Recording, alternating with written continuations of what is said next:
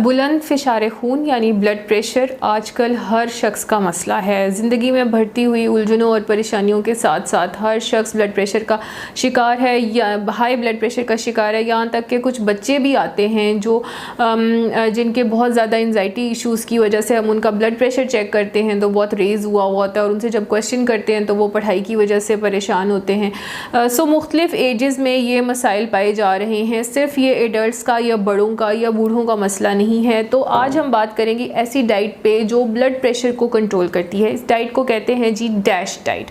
Dash में D stands for dietary, A stands for approach, to stop, S stands for stop and H stands for hypertension. So it is dietary approach to stop hypertension. It is called DASH diet.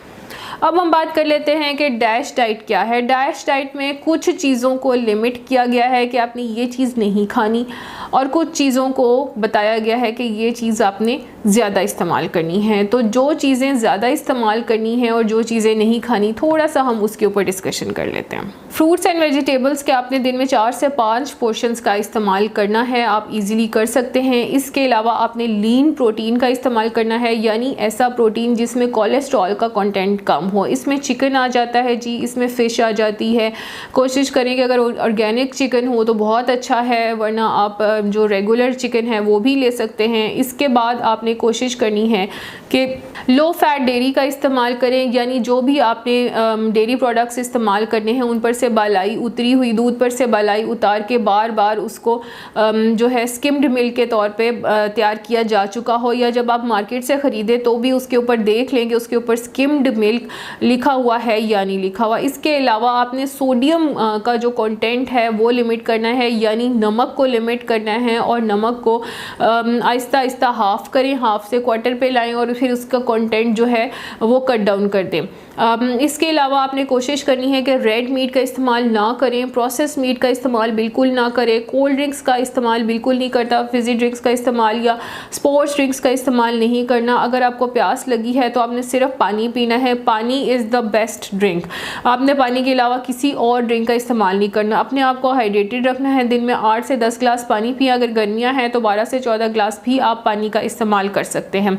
सो ये कुछ चीज़ें हैं जिनको करके आप dash diet को follow कर सकते हैं। मैं आपको एक चार्ट शेयर कर रही हूँ स्क्रीन पे। इस चार्ट पे लिखा हुआ है कि आपने क्या चीज़ खानी और क्या नहीं खानी। इसके साथ साथ हर चीज़ के कुछ पोर्शंस हैं जो हमने सर्विंग्स पर डे जो है इस्तेमाल करनी है। ये पर डे के हिसाब से सर्विंग्स है। जैसे कि मैंने आपको शुरू में बताया था, फ्रूट्स जो है वो आप 4 to 5 सर्विंग्स पर डे ले सकते हैं। इसी तरह जो वेजिटेबल्स हैं वो भी 4 to 5 सर्विंग्स आप पर डे ले सकते हैं। तो आपने नट्स की 4 to 5 सर्विंग्स पर वीक इस्तेमाल करनी है और जो ऑयल है या फैट है उसकी आपने less than 2 to 3 servings per week इस्तेमाल करनी है। और ये मैं आपके साथ एक चार्ट शेयर कर रही हूँ जो डैश डाइट का चार्ट है। ये रिकमेंडेड है कि आपने पर डे किस चीज़ की क्या सर्विंग लेनी है और पर वीक किस चीज़ की क्या सर्विंग लेनी है। थोड़ा सा आपने इस डाइट को डे टू डे फॉलो करना है और जिन चीज़ों से आपको मना किया है उन चीज़ों को रिस्ट्रिक्ट कर दें। जिन चीज़ों को ज़्यादा इस्तेमाल करने की एडवाइस की गई है उनको ज़्यादा इस्तेमाल करें। इसके साथ ऐड करें अपनी ज़िंदगी में lifestyle changes. Brisk walk 45 minutes के लिए पर वीक, नहीं कर सकते तो 30 मिनट्स पर वीक कर लें।